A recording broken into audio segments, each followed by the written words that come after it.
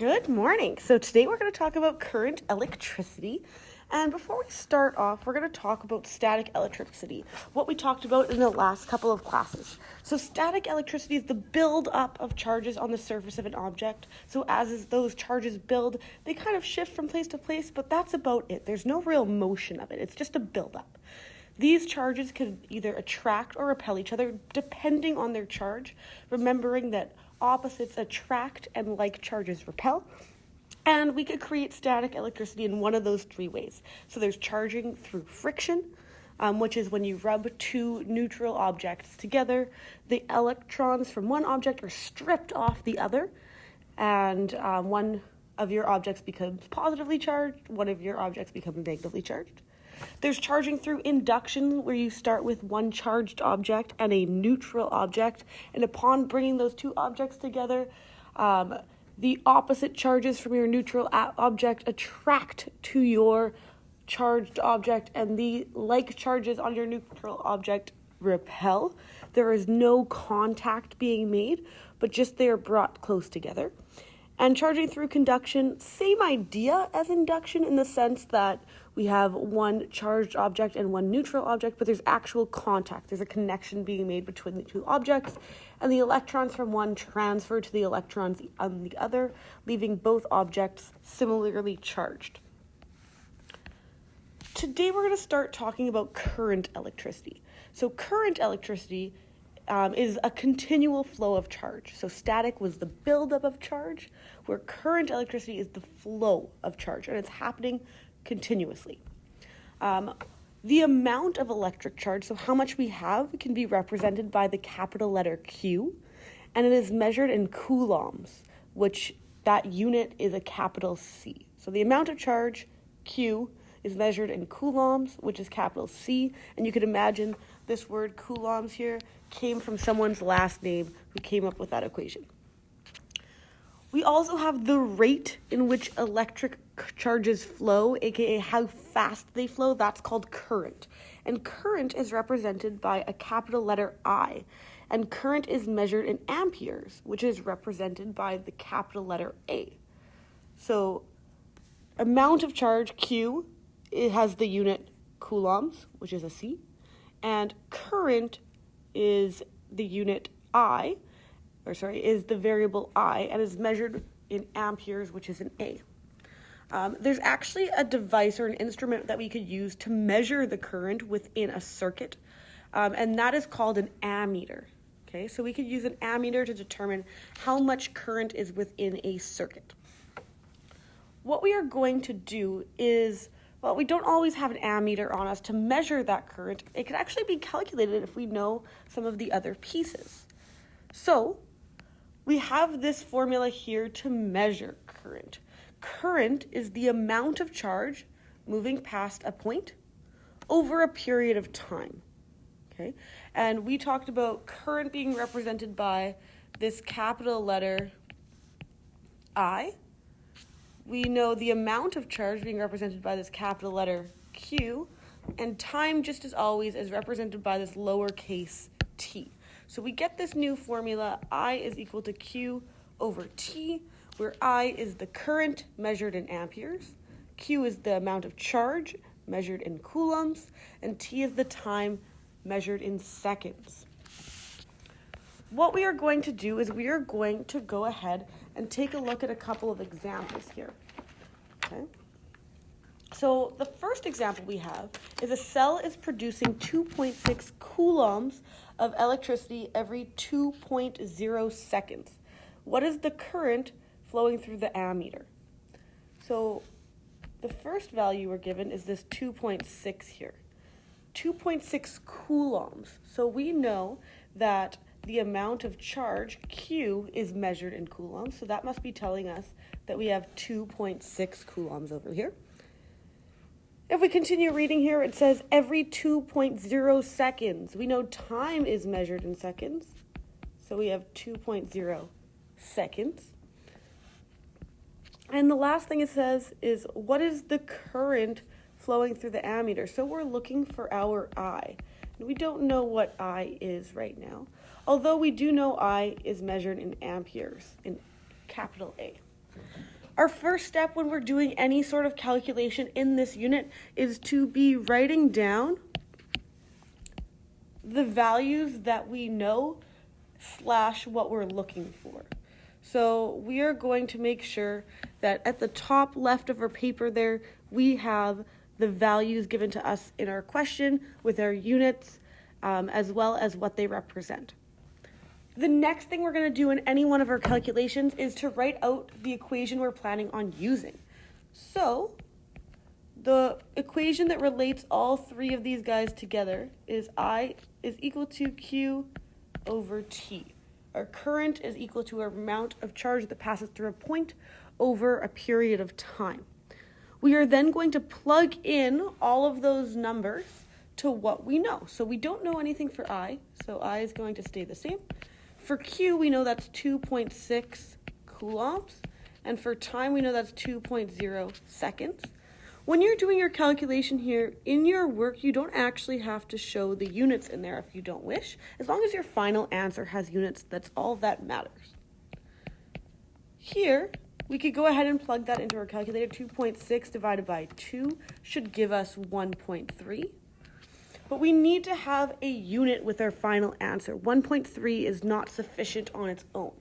We know that current is measured in amps, so we would say we have our current is 1.3 amps. That is how much current is flowing through the ammeter at that particular point in time. Okay, so like I said, we're having kind of 3 steps here. The first step, let's see here. The first thing that we do is we write out what we know. This is our step 1.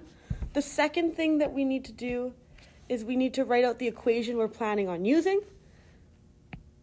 3, we're plugging in our values. And then 4, we get a final answer with units. Okay, so every question or every example will kind of follow the same format. Please make sure you have all of that on your paper, and when we eventually do our worksheets, that you show all of those steps as well. Alrighty. The next question here is we have a cell allows 2.8 amps of current to flow every 4.2 seconds. What is the charge of the electricity flowing through the ammeter? Well, now 2.8 amps, we know that current is measured in amperes, so that must represent our current. So I is equal to 2.8 amps, and it flows through every 4.2 seconds. So that must represent our time, 4.2 seconds. It's asking us for the charge of the electricity, which is represented by our letter Q. And we don't know what Q is, but we know Q is measured in coulombs here. And we are going to set up an equation to try and figure out what is going on here. Now, we know, I'm just going to do a little bit of an aside here. We know that I is equal to Q over T. That is an equation that we've been given, and we know now how to use since the last example. But sometimes if we're trying to solve for a different variable, say we're trying to solve for Q or we're trying to solve for T, that equation isn't already set up the way that it needs to be. We could either go ahead and straight plug in those values and rearrange using a little bit of bed mass, and that is totally acceptable.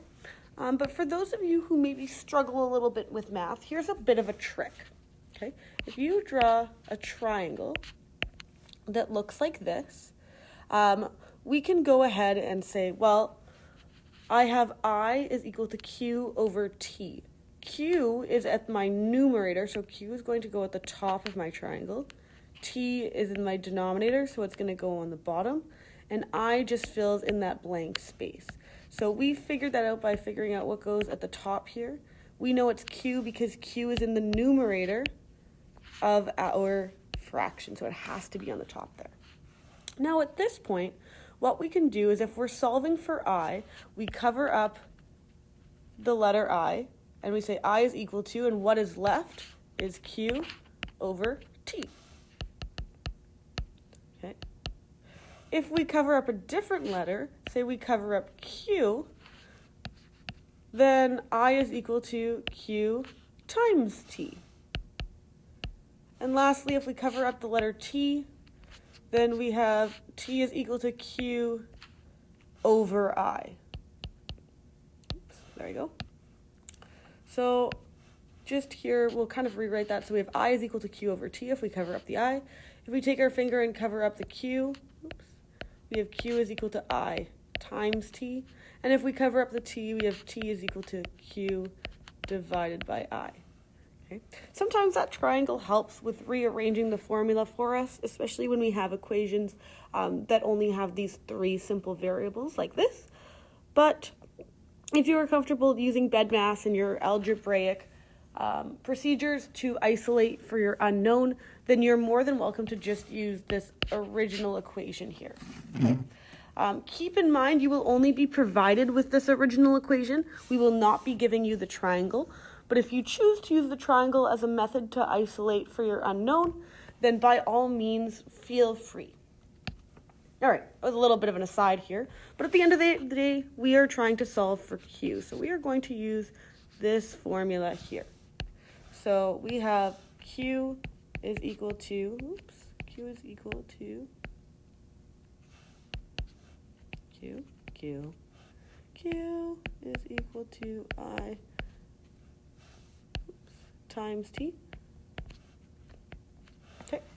And we are going to plug in our values. So we don't know Q. We know I is 2.8 amperes. And we know time is 4.2 seconds. So we're going to go ahead and plug that into our calculator. We get 2.8 times 4.2. And we should get 11.76. And we know Q is measured in coulombs. So we put our units at the end. And just to verify, we had our 4 steps. Our step 1 was writing what we know / don't know on the left-hand side. Then we have our equation, which is step 2, our plugged-in values into our equation, which is step 3, and our final answer with appropriate units in step 4. Okay. If it is possible, I'd love for you to pause the video really quick. Try this next example on your own. And make sure that you're able to do this. You can. I totally believe in you. So pause the video for now. Try this next question, and when you're done, press play, and then make sure that you've got the right answer. But otherwise, I am going to get going here. So we have a cell that allows 3.7 amps of current to flow with a charge of 2.3, and we know that that should be coulombs there. How long will it take? Well, 3.7 amps represents our current, so we have 3.7 amps.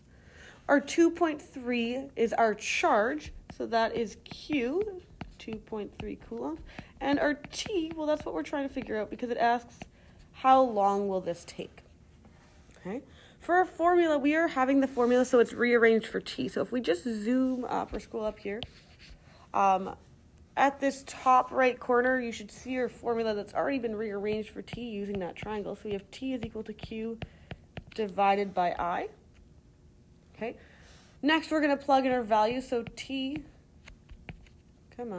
is equal to 2.3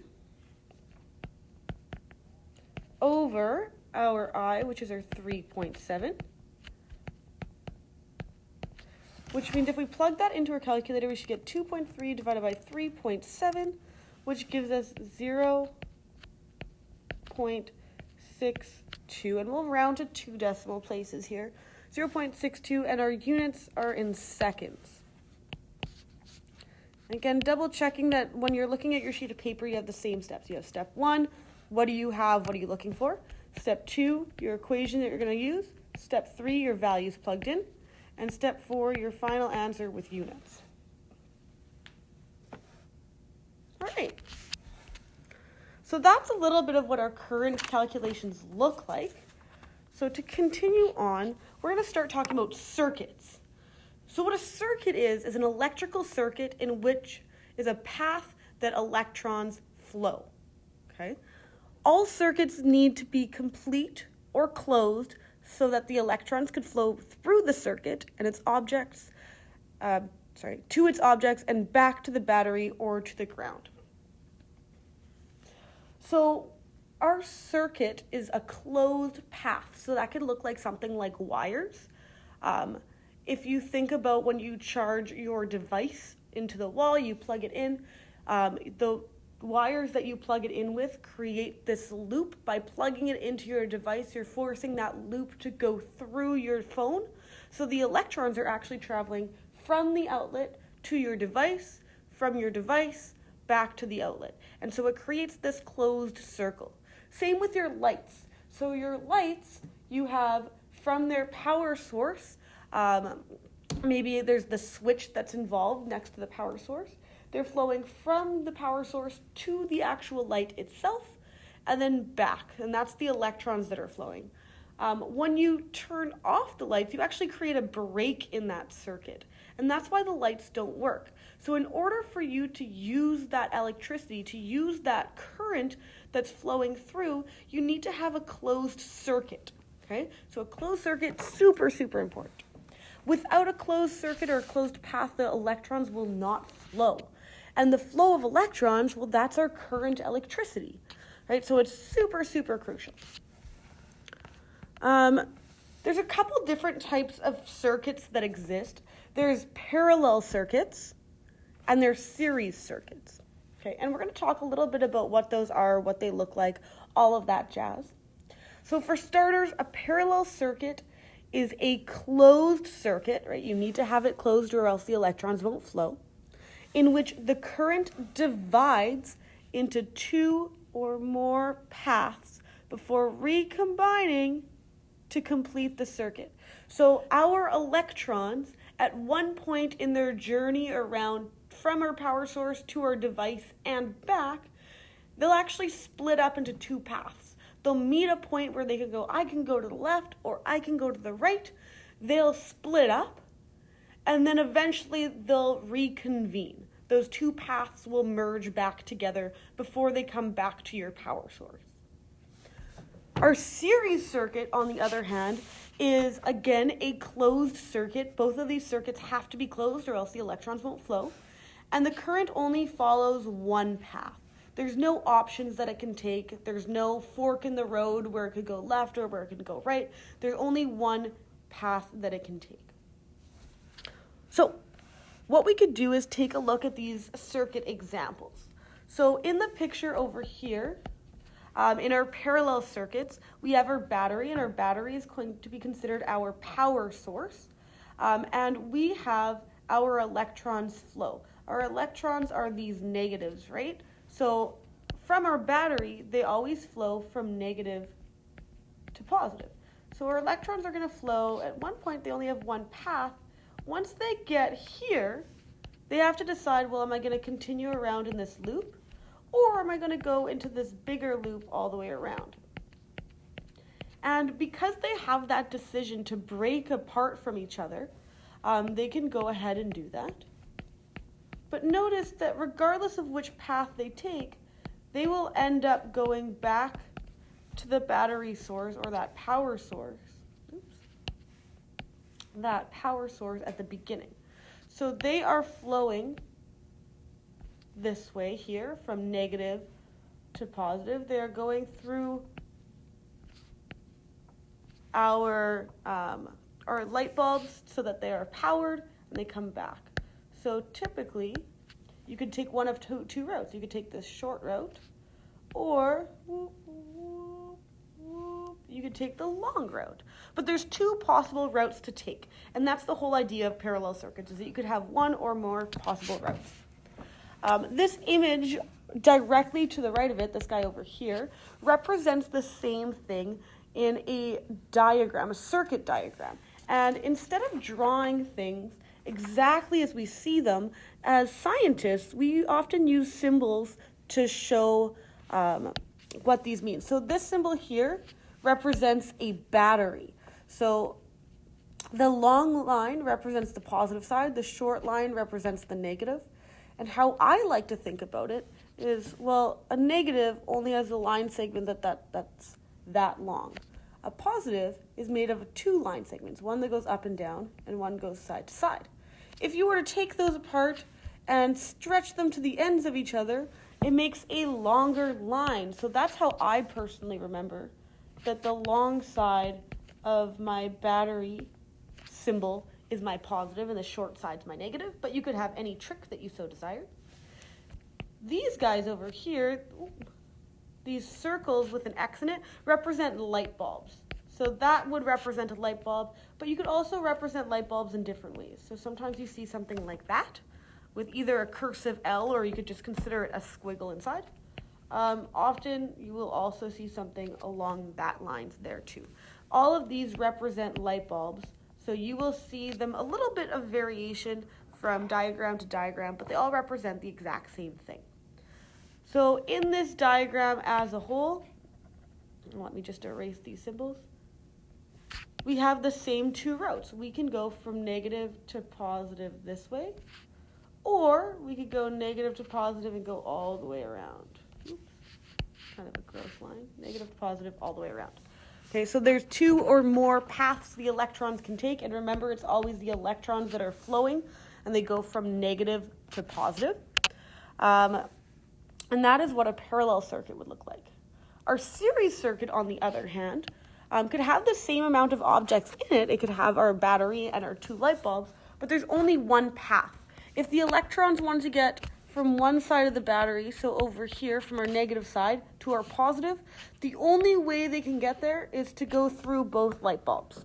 Okay? So our series circuit only has one exact path, and it has to go through every single item in our circuit.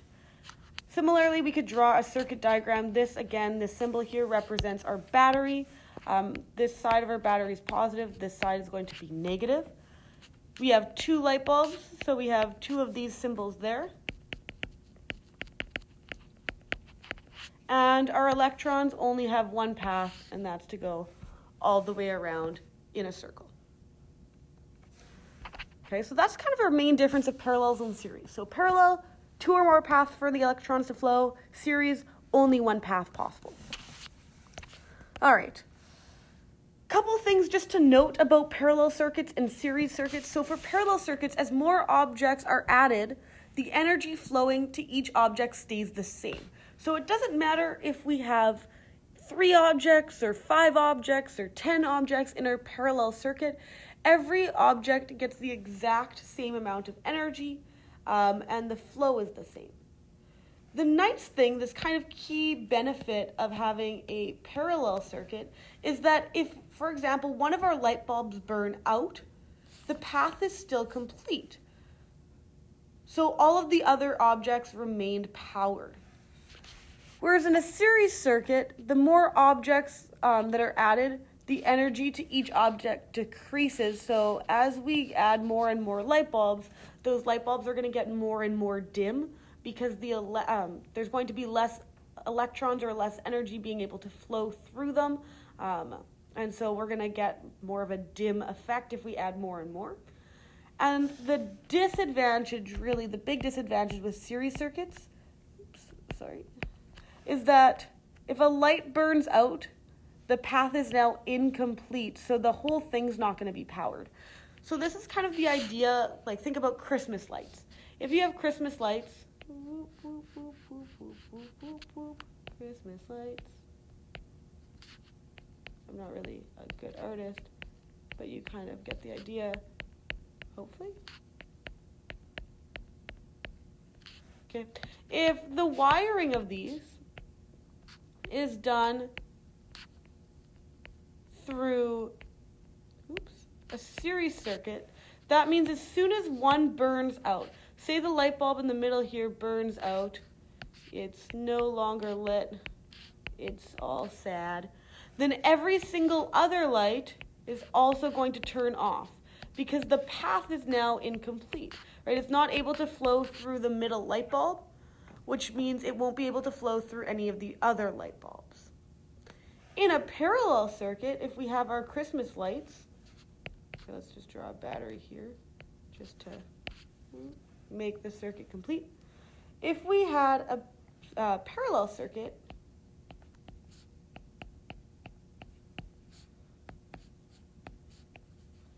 we can have different paths that are possible. Oh, geez. Oh, because it's on my other screen. That's why. Let me try drawing that again. I'm going to zoom in a little bit. So we have my battery. This is my negative end. This is my positive end.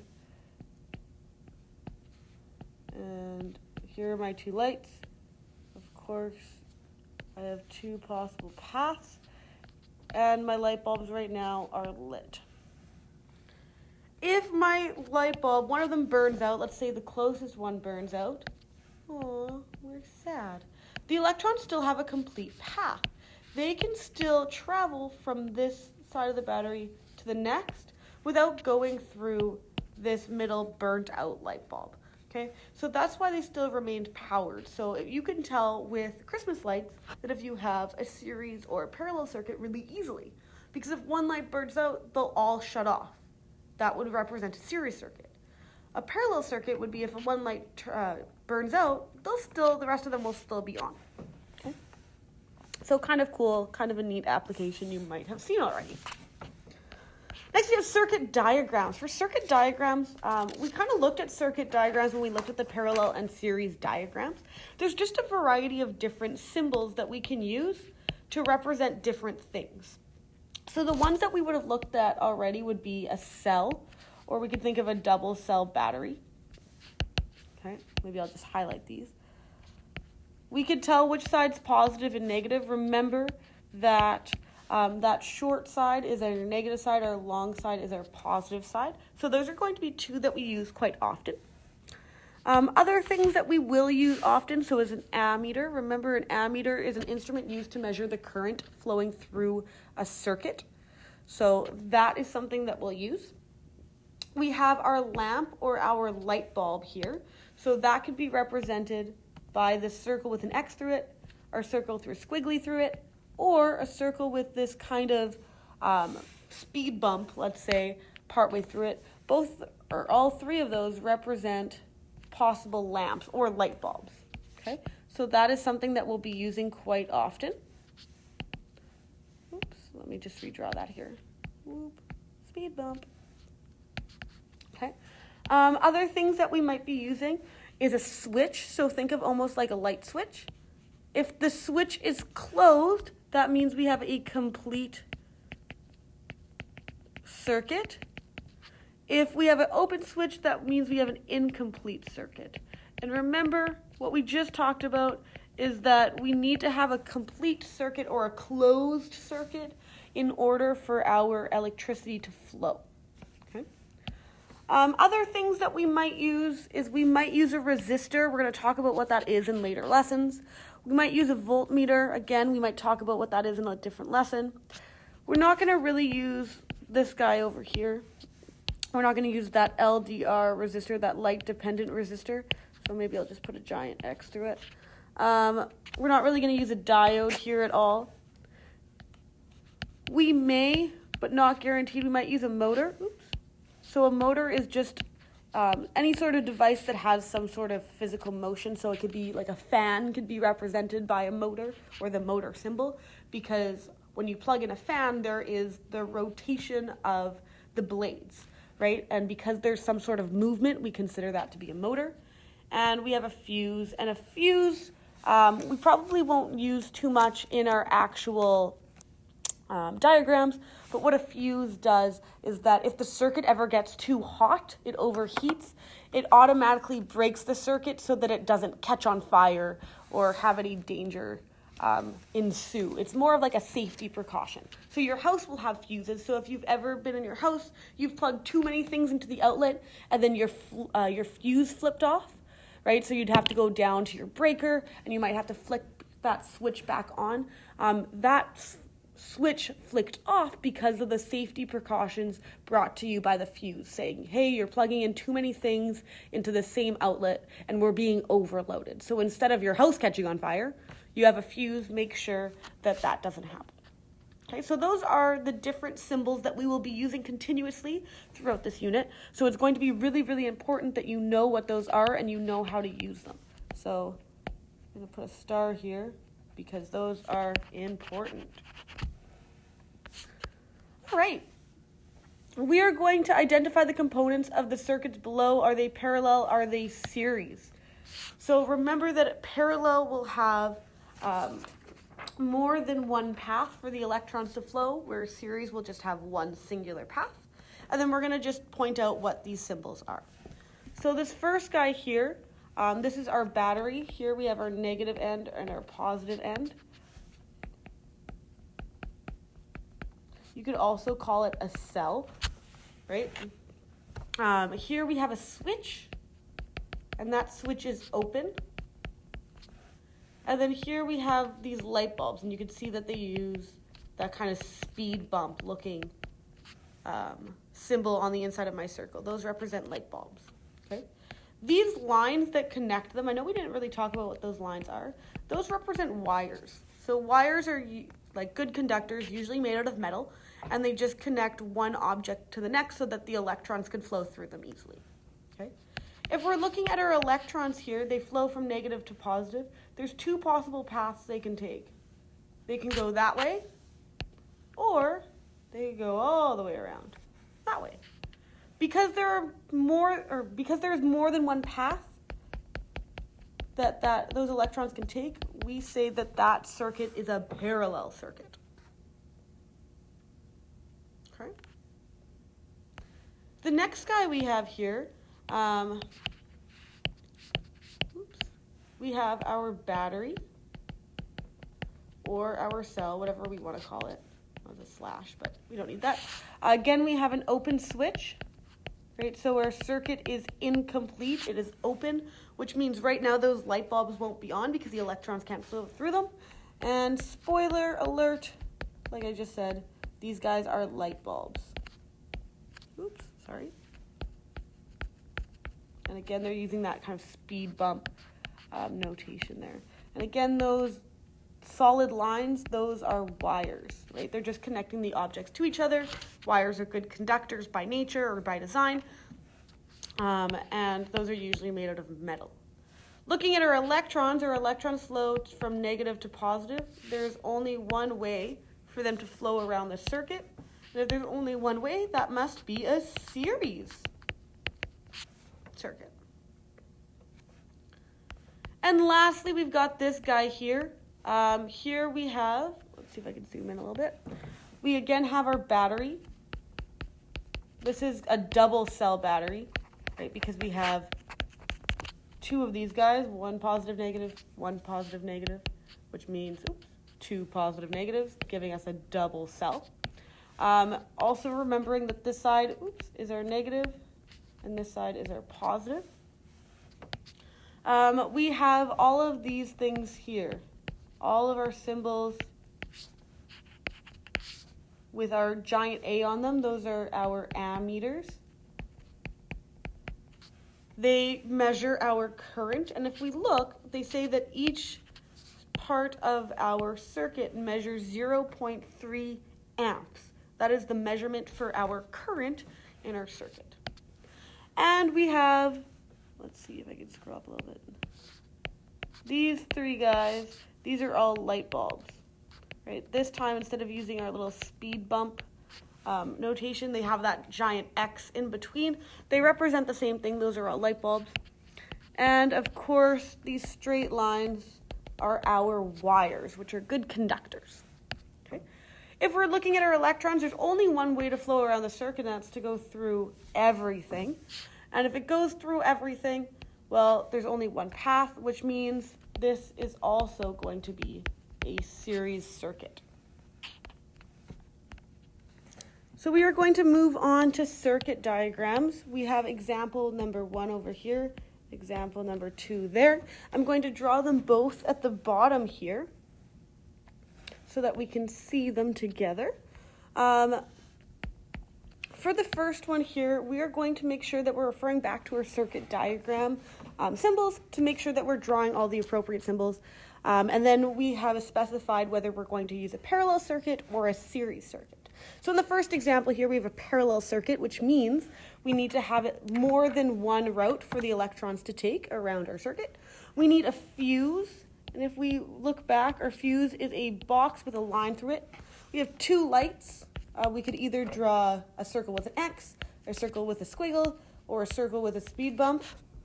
We have a motor, which is a circle with an M in it, a voltmeter, which is a circle with a V in it, an open switch, which is two dots and them not being connected, but a line being drawn, and a battery. And a battery is a two-cell setup, so we have a long line that represents the positive and a short line which represents the negative end.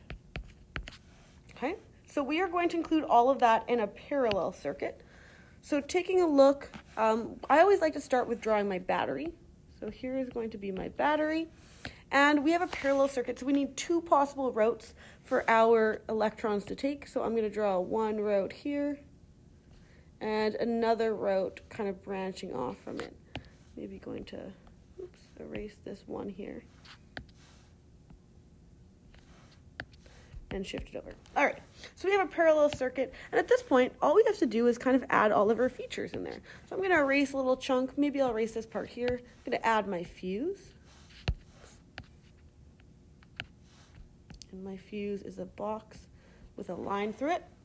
I'm going to add two lights. Maybe I'll add one there, maybe one at the top there. I'm going to use the X notation this time around. But again, either of those three different types of lights would be sufficient. I'm going to draw a motor. Maybe I'll put the motor over here. So a circle with the letter M in it. A voltmeter. Maybe I'll put the voltmeter over here. A circle with a V in it. And, of course, my open switch. So I have two dots. And because it's open, the dots are not connected with that line. Okay. So just to double check, I do have a parallel circuit. I have, what if I did this? Okay, I have a parallel circuit. I have two routes for my electrons to take. They could either go in that short route or that longer route. I have a fuse, that's over here. I have my two lights, 1, 2. So I have my two lights. I have my motor. I have my voltmeter, I have an open switch, and I have a battery. So I've met all the requirements. I am stoked. And now we're going to go to example 2. So for example 2, we have a series circuit this time around. We have two resistors, and resistors are just these boxes here with no lines in between. We have three lights. Again, either of those three symbols would be sufficient.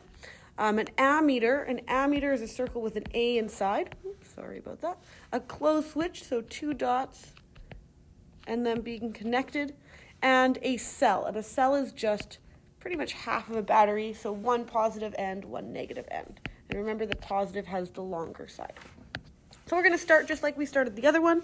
We are going to draw our power source first. And then we're going to draw a series circuit, which means there's only one possible route for the electrons to take. And I didn't close that off. I want to make sure it's a complete one there. So here is my series circuit, and I'm going to go ahead and draw all of my pieces in random spots because it doesn't quite matter. There's no specifications. So I'm going to have a resistor over here. I'm going to have a resistor over there. I'm going to have three lights, so maybe I'll pop those evenly throughout. Maybe I'll put one over here, one over here, one over here. And this time,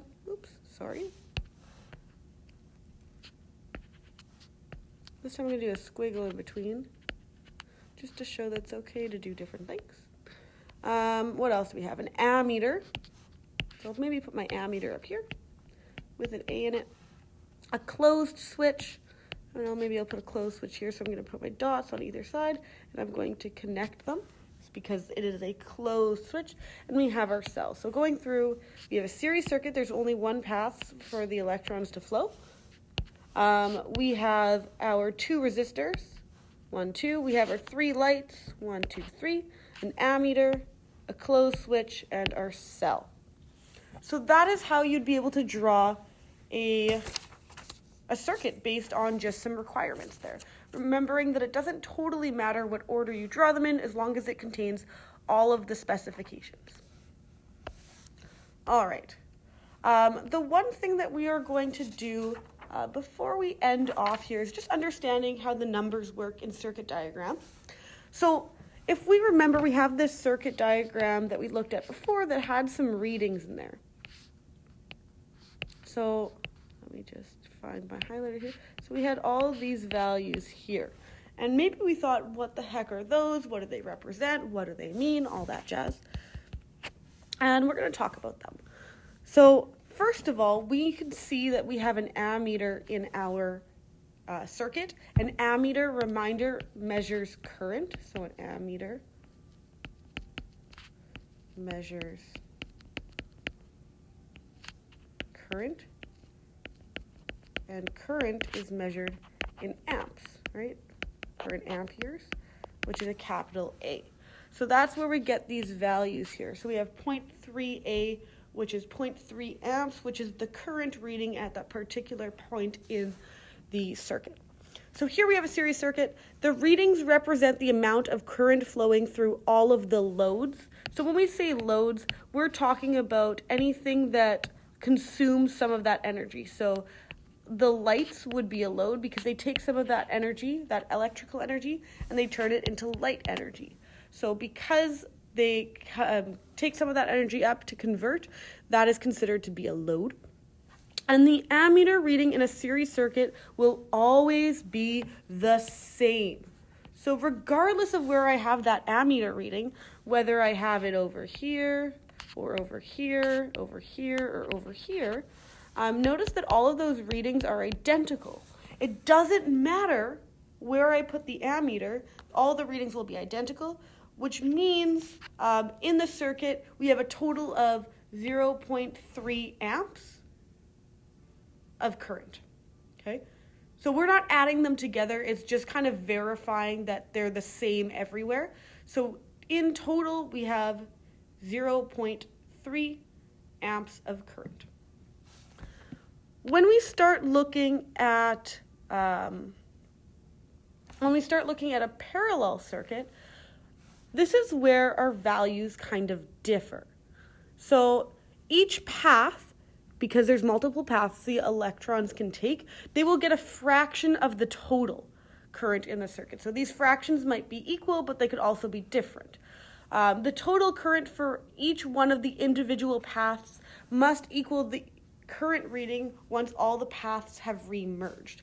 So what that's trying to say here is, so if our electrons are flowing, let's say they flow either through there, whoop, or through here. There's 3 possible paths, okay?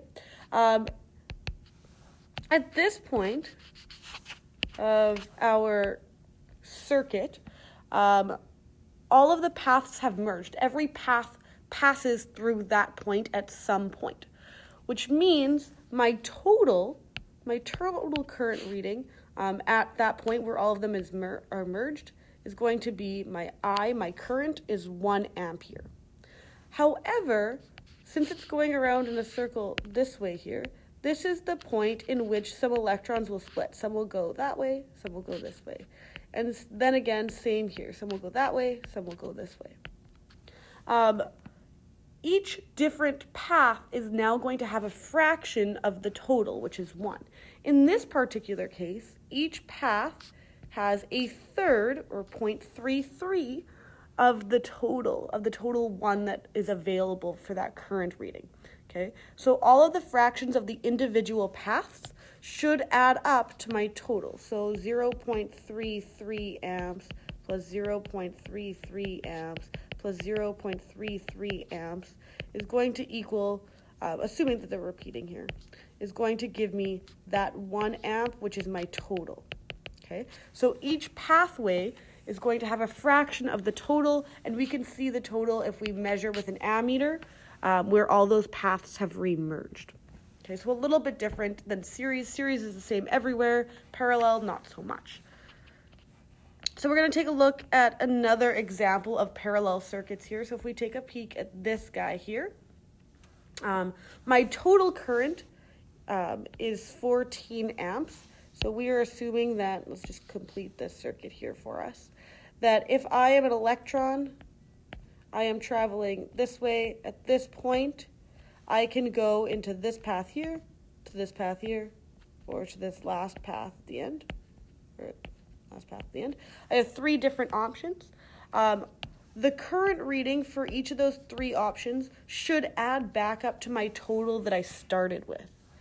And at the end, they will all remerge to that same point, and you notice that they all add back to my total that I started with. So this circuit has a total of 14 amps of current, but each path is just a portion of that. So in the last example, all those portions were equal. They were both, or all three of them were 0.33. In this case, they don't have to be equal, as long as when you add them together, they equal your total. Okay. Here is another example of it. So here we have a path. Here's our battery. Okay. Our electrons could take one of three routes. We could go this way, we could go this way, or we could go this way. Right? There's three possible routes. You'll notice that over here is an amp reading of 15.8. And let's say that those are amps. I think the unit they're using here, you see little MA, those are represented by milliamps. Okay, so that's 1,000th of an amp. But still, for all sakes and purposes, they'll still add up to the same thing. If we go ahead and we look at our three different paths, and we look at the current on those three different paths, okay, we have 2.25, we have 4.50, and 9.05. And when we add those together, 9.05 plus 4.50 plus 2.25, that will give us 0, 8, and then 15. So we get 15.8, which is exactly what our total was in the beginning. Okay. Similarly, you can also see that over here it's 6.75, and when it splits, it goes to 450 and 2.25. And if you take a peek, 2.25 plus 450, they add back up to 6.75. Right? So even after we split, we can split again. It'll still equal our total there. Right? So that's something special about parallel circuits, where series circuits, they have the current reading the same everywhere. That concludes our notes for today. You do have a worksheet with some current and charge calculations on there. So using that I is equal to Q divided by T formula. Please give that a try. The answer key is posted on Teams, so you will be able to double check your answer. Please make sure you have all four of the steps. So showing what you know in the top left, plugging or stating your formula, plugging in your values, and then a final answer with units. Other than that, have an absolutely wonderful day, and if you have any questions, feel free to contact me on Teams. Adios, muchachos!